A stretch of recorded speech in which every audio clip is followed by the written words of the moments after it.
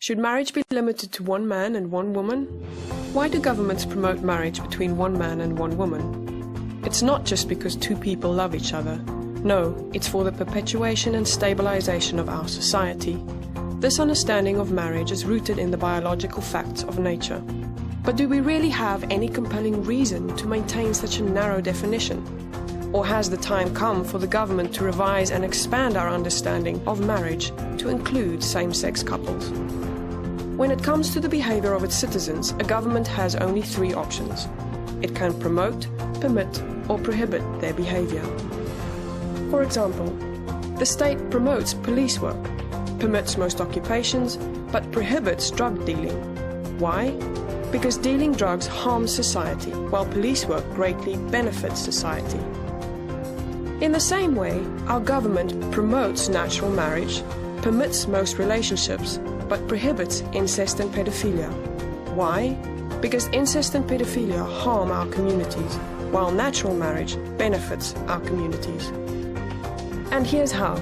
Natural marriage creates children, it best raises children, it protects women, it civilizes men, it lowers crime, poverty and welfare, which in turn reduces government spending and deficits. In short, natural marriage perpetuates and stabilizes society. Everyone benefits from that, even those who don't get married. Now, let's look at same-sex marriage. What benefits does it provide?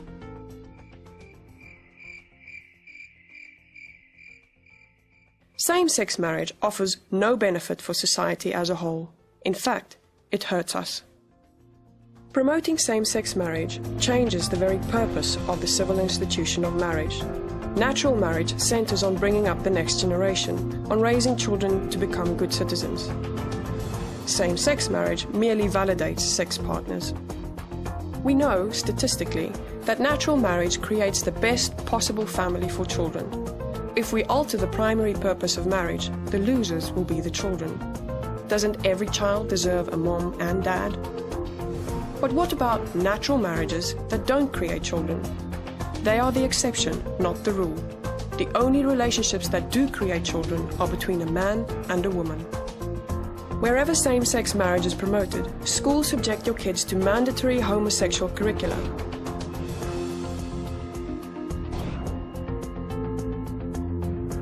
Your business and your taxes fund homosexual relationships.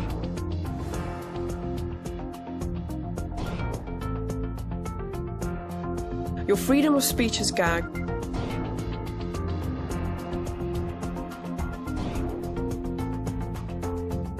And your religious freedom is overruled.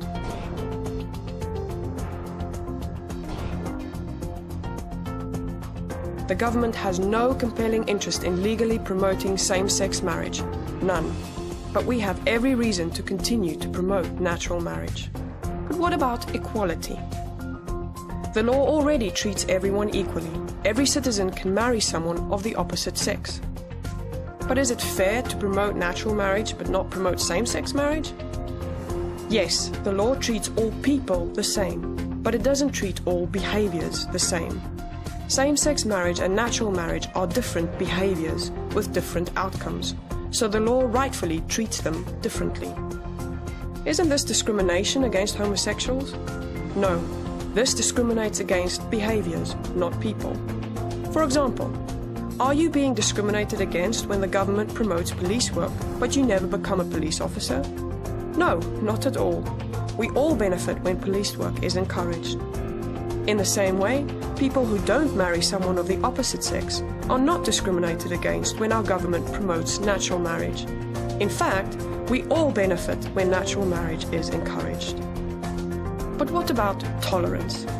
Yes, same-sex marriage advocates need to be more tolerant. Homosexual relationships are already tolerated in the US. They can already commit themselves to each other until death do them part, without government endorsement. But only the union of one man and one woman should be promoted, because it alone is the foundation of a civilized society. That's not bigotry, that's biology.